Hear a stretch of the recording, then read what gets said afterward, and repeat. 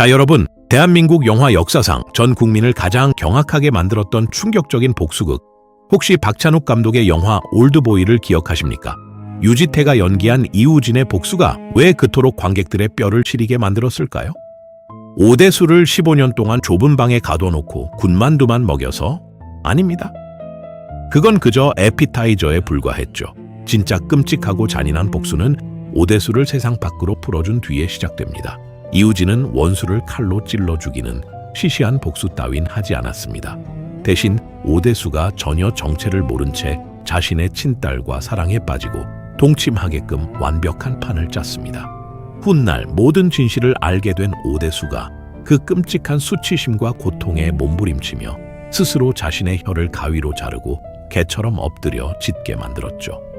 육체를 죽이는 대신 인간의 존엄과 영혼을 내부에서부터 완벽하게 붕괴시켜버린 그야말로 미친 설계였습니다. 그런데 말입니다. 이건 어디까지나 작가의 머리에서 나온 스크린 속 가짜 이야기일 뿐이죠. 만약 제가 이 올드보이의 미친 설계를 가볍게 씹어 먹고도 남을 진짜 현실 속의 복수극이 무려 500년 전 조선 왕실에서 실제로 벌어졌다고 한다면 믿으시겠습니까? 이 믿기 힘든 실화의 주인공은 바로 조선 제5대 왕 문종의 금지옥엽 장녀이자 비운의 소년 군주 단종의 친누나였던 경혜공주입니다. 한번 상상해 보시죠. 수양대군, 즉 세조는 경혜공주의 남편의 사지를 밧줄로 묶어 소 4마리가 찢어 죽게 만든 것도 모자라 그 찢긴 시신을 소금에 절여 전국 팔도에 뿌려버렸습니다. 뿐만 아니라 친동생 단종에게는 사약을 먹여 피토하며 죽게 만들었죠. 게다가 심지어 조선 역사상 가장 고귀한 공주였던 그녀를 하루아침에 밑바닥 관비, 즉 노비로 끌어내렸습니다. 보통 사람이라면 아마 화병으로 피를 토하며 죽거나 밤마다 식칼을 품고 원수의 집 주변을 서성였겠죠. 하지만 경혜공주는 혀를 깨무는 대신 가위를 듭니다. 그리고 자신의 찰랑거리는 고운 머리카락을 미련 없이 서걱서걱 빡빡 밀어버리죠. 그러고는 갈기갈기 찢겨 죽어 소금에 절여진 남편의 피덩이 아들을 꽉 쥐고 그 살인마 원수의 집 안방으로 뚜벅뚜벅 걸어 들어갑니다. 삭발을 한 채 승복을 입은 경혜공주는 당황하여 굳어버린 세조의 아내 정희왕후와 마주섭니다. 그리고 어린 아들의 등을 쓱 떠밀며 서늘하고도 평온한 목소리로 이렇게 말하죠.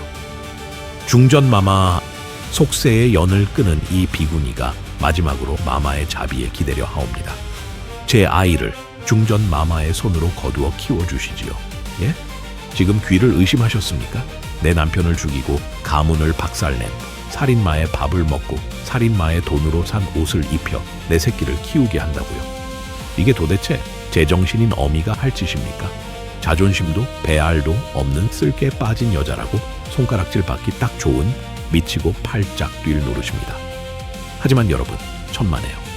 이것이야말로 심리학과 철학을 관통하는 조선 역사상 가장 기괴하고도 완벽한 트로이 목마 전략이었습니다. 영화 속 이우진이 적의 딸을 이용해 적을 파멸시켰다면 이 무서운 여인은 나의 아들을 아예 적의 심장부, 왕의 핏줄들 한가운데에 깊숙이 심어버렸습니다.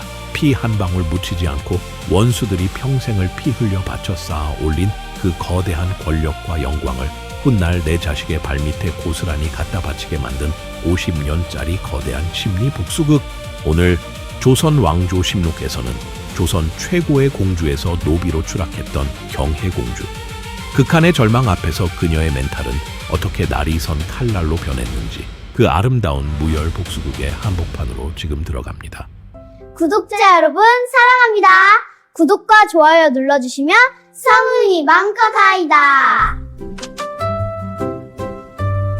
개유정난으로 권력을 쥔 세조는 조카 단종을 귀양 보내고 단종의 친누나인 경혜공주의 남편 정종마저 전라도 유배지로 쫓아버립니다. 험난한 유배지 생활, 그런데 이 벼랑 끝에서 끈질긴 생명력이 잉태됩니다. 경혜공주가 임신을 한 것이죠. 하지만 이 기쁜 소식은 권력에 눈이 먼 한양의 세조에게는 섬뜩한 경고음이었습니다. 만약 전현이 사내 아이를 낳는다면 단종의 핏줄이 이어지는 것이다. 훗날 그 아이가 역적 무리들의 구심점이 될 것이다. 세조는 후환을 없애기 위해 인간이기를 포기한 그야말로 악마의 어명을 은밀히 내립니다. 경혜공주가 아이를 낳거든 지켜보아라. 계집 아이면 살려두되 사내 아이면 그 자리에서 즉시 목을 졸라 죽여라. 자, 배는 남산만 하게 불러오는데 방 밖에는 세조가 보낸 감시자들이 매의 눈으로 출산의 순간만을 기다리고 있습니다. 그리고 운명의 장난처럼 태어난 아이는 떡두꺼비 같은 아들이었습니다.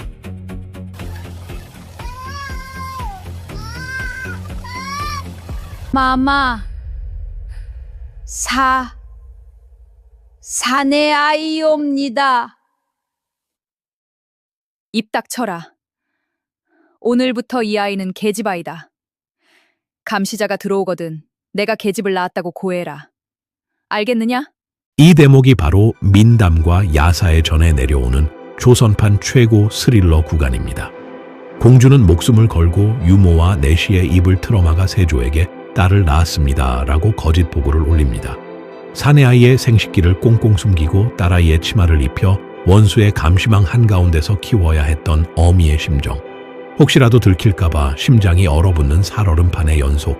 이 끔찍한 거짓말은 공주가 훗날 꺼내들 가장 무서운 카드를 지키기 위한 피눈물 나는 1차 방어전이었습니다.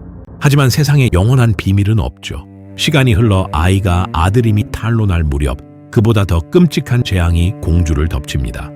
한명회의 간악한 모략으로 남편 정종이 한양으로 압송되어 사람의 몸을 4갈래로 찢어 죽이는 거열령을 당한 겁니다. 세조는 거기서 멈추지 않고 찢긴 남편의 시신을 소금에 절여 전국팔도로 조리돌림해버립니다. 뼈 한 조각 수습할 수 없었던 공주는 훗날 흙만 채워 넣은 빈 무덤, 감요를 만들어야 하는 완벽한 영혼의 파괴를 겪습니다. 남편을 찢어 죽인 후 역적의 처자식은 노비로 삼는다는 국법에 따라 27만삭의 과부 경혜공주는 전라도 순천의 관비로 전락합니다. 순천관에 도착한 날 수령은 코웃음을 치며 마당에 낡은 빗자루를 휙 던집니다. 어이, 역적의 처, 이제 공주 놀이는 끝났어. 당장 여기 마당이나 쓸어라. 꼴 좋군. 시청자 여러분, 여기서 눈물 찔끔 짜며 빗자루를 드는 비련의 여주인공을 기대하셨습니까? 천만에요. 아니 네 인연이 실성을 했나? 어딜 감히 기어 올라오느냐?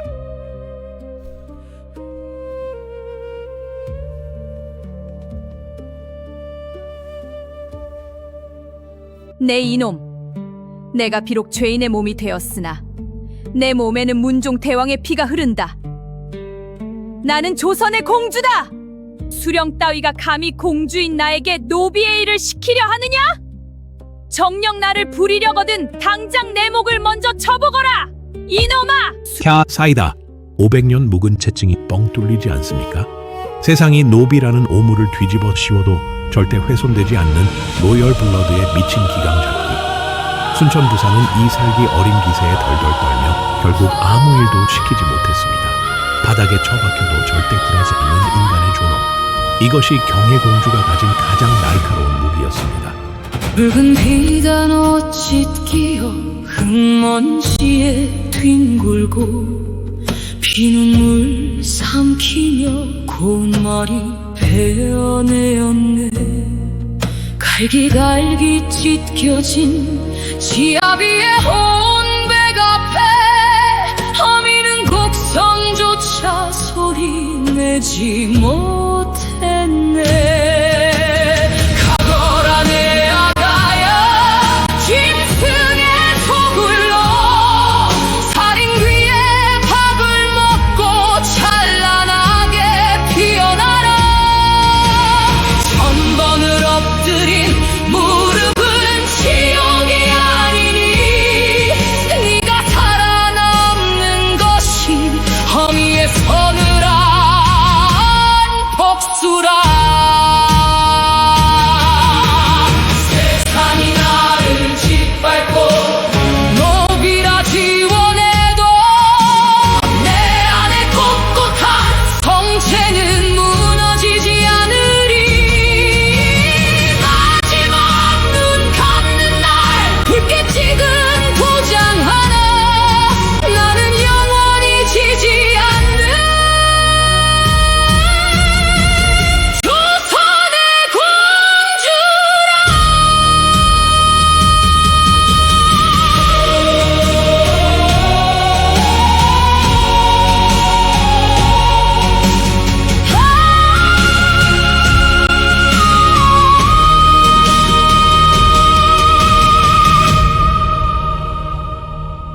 세월이 흘러 세조도 늙고 피부병이 퍼집니다. 피의 업보가 두려웠던지 세조는 참회하는 척 눈물을 찔끔 흘리며 전라도에 있던 경혜공주를 한양으로 부릅니다. 경혜야, 내가 미안했구나. 신분도 되찾고 집도 다 돌려줄 테니 편히 살아라. 이 역겨운 악어의 눈물 앞에서 공주는 속으로 칼을 갈면서도 철저하게 엎드려 자비로운 삼촌이라는 세조의 자기 연민을 충족시켜줍니다. 성은이 망극하옵니다. 그리고 신분과 재산을 다 되찾은 바로 그 순간 오늘 오프닝에서 말씀드렸던 미친 설계가 마침내 발동됩니다. 공주는 스스로 탐스러운 머리카락을 삭발하고 비구니가 됩니다. 그리고 7살 난 아들 정미수의 손을 잡고 원수의 아내 정희왕후를 찾아가 아이를 입양 보내듯 밀어 넣어버리죠. 가장 위험한 곳이 가장 안전한 곳이다. 내가 키우면 이 아이는 평생 언제 목이 달아날지 모르는 역적의 아들입니다.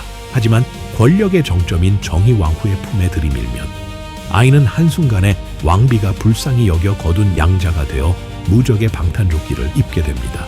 삭발은 세조를 향한 완벽한 심리적 무장해제였습니다. 나는 속세를 떠났다. 복수할 마음 없으니 내 새끼 경계하지 마라. 자존심을 씹어 삼키고 내 자식을 살인마의 밥상머리에 앉혀 엘리트로 키워내는 것. 서양의 트로이 목마 따위는 명함도 못 내밀. 뼈를 깎는 모성애로 빚어낸 세상에서 가장 치밀한 복수의 덫이었습니다. 궁궐 늑대 소굴에 들어간 7살 정미수. 아버지를 찢어 죽인 살인마 세조를 큰할아버지라 부르며 속으로는 복수의 칼을 갈았겠죠. 더 기막힌 건 정미수가 세조의 친손자인 자산군, 즉 훗날의 성종과 한방에서 형제처럼 뒹굴며 자랐다는 겁니다. 그런데 이 평화로운 동거를 가장 찝찝하고 불안하게 지켜본 인간이 있었으니 바로 권력의 실세 한명회였습니다. 저 빗덩이가 자라면 우리 목을 노리는 호랑이가 될 것이 뻔하거늘 중전마마께서 저리 치마폭에 싸고 도신이 손을 달 수가 없구나. 그렇습니다. 한명회가 아무리 눈치가 빠른 여우라 한들 조선 최고의 권력자인 왕비가 방패막이가 되어버렸으니 감히 손가락 하나 댈 수 없었던 겁니다. 호랑이 굴 안에서 적의 보호를 받으며 이빨을 기르는 완벽한 은신이었죠. 그리고 시간은 결코 살인마들의 편이 아니었습니다. 피로 권력을 잡은 세조의 왕국은 끔찍한 업보의 부메랑을 맞습니다. 세조 본인은 온몸에서 고름이 흐르는 피부병과 단종 어머니의 저주 섞인 악몽에 시달리다 비참하게 죽었고 그의 두 아들인 의경세자와 예종마저 줄줄이 요절해 버립니다. 권력을 뺏은 자들의 핏줄은 썩어 들어가는데 모든 것을 빼앗긴 경혜공주의 씨앗은 무럭무럭 자라나 마침내 찬란하게 피어납니다. 어릴 적 동무였던 성종이 즉위하자 정미수는 당당히 붉은 관복을 입고 조정에 우뚝 섭니다. 역적의 아들이 왕의 최측근이 되어 아버지를 죽인 한명회를 내려다보는 이 숨막히는 역정.